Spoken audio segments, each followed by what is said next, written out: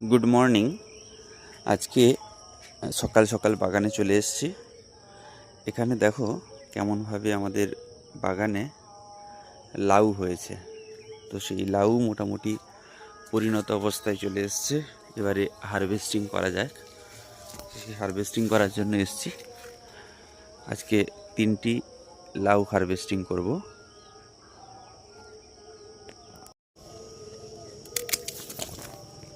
এরপরে এর পালা। চলো শুরু করা যাক।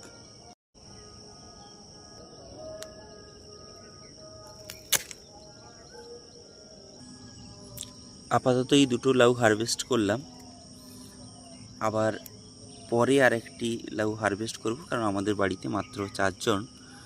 আশা করি একটি বা দুটো লাউতেই হয়ে যায়। এছাড়া একটা ঝিঙে হয়েছে এখানে দেখলাম, মোটামুটি একদম পরিণত। তো এটাকে হারভেস্ট করে নেব।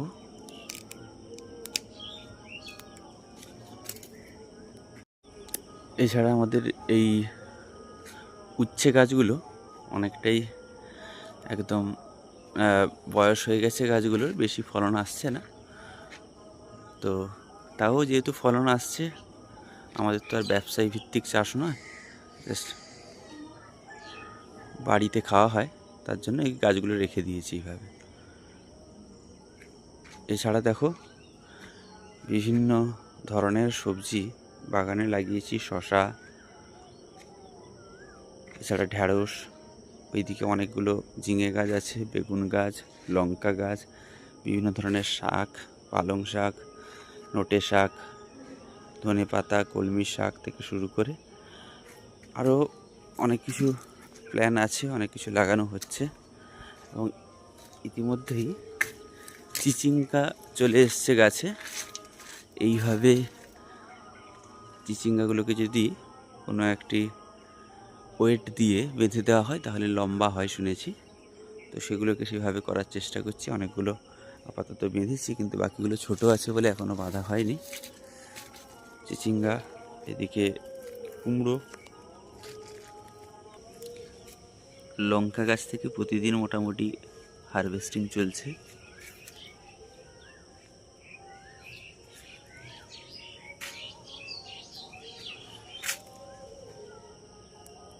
এদিকে অনেক ঢ্যাঁড়স গাছ, অলরেডি ঢ্যাঁড়স ধরা শুরু হয়েছে। বেগুন, এই যে বেগুন গাছগুলো, অনেক পরিমাণ বেগুন এসছে। অনেক ঘাত প্রতিঘাতের মধ্যে দিয়ে গেছে এই বেগুন গাছগুলো।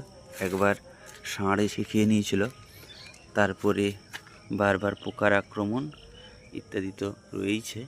তারপরে মোটামুটি পরিচর্যা করার পরে অনেক পরিমাণ বেগুন এখন আপাতত দেখতে পাচ্ছি। ভীষণ পরিচর্যার প্রয়োজন হয় এই সমস্ত গাছগুলোর।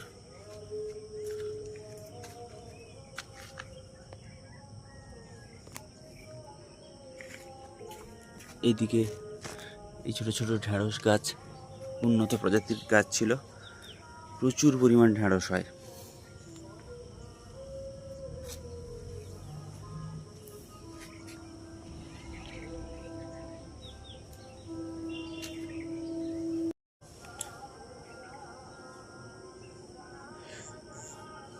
থ্যাংক ইউ সবাইকে।